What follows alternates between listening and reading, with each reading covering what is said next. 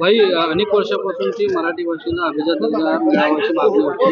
काल अखेर मराठी भाषेला होय. महाराष्ट्राच्या इतिहासामध्ये स्वर्ण अक्षरानं लिहावा असा मराठी भाषेसाठी हा कालचा दिवस महाराष्ट्राचा होता असं मी म्हटलं तर चुकीचं म्हटलं असं मला वाटणार नाही.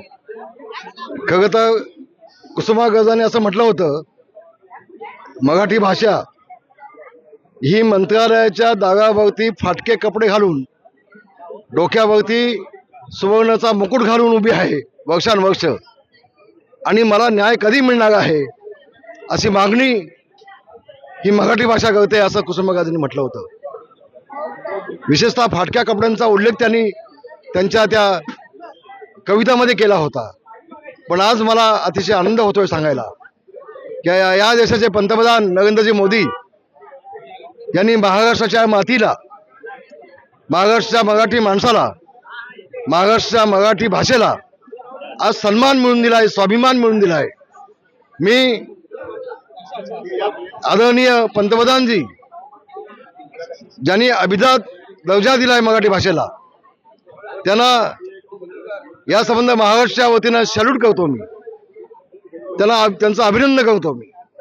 त्याला मी धन्यवाद देतो. आणि मी एवढं सांगेन, अनेक पंतप्रधान आले आणि गेले, अनेक राज्य येऊन गेले, अनेक पक्षांचे इथं सत्ता येऊन गेली, पण शेवटी महाराष्ट्राच्या मराठी माणसाला, मराठी मातीला, मराठी भाषेला न्याय कोणी दिला असेल तो पंतप्रधानजी नरेंद्र मोदी यांनी न्याय दिला.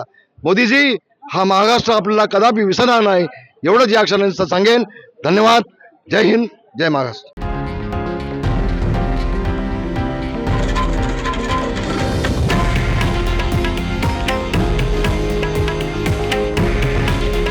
हे आहे देशातील नंबर 1 न्यूज नेटवर्क आणि आपण पाहत आहात TV9 मराठी.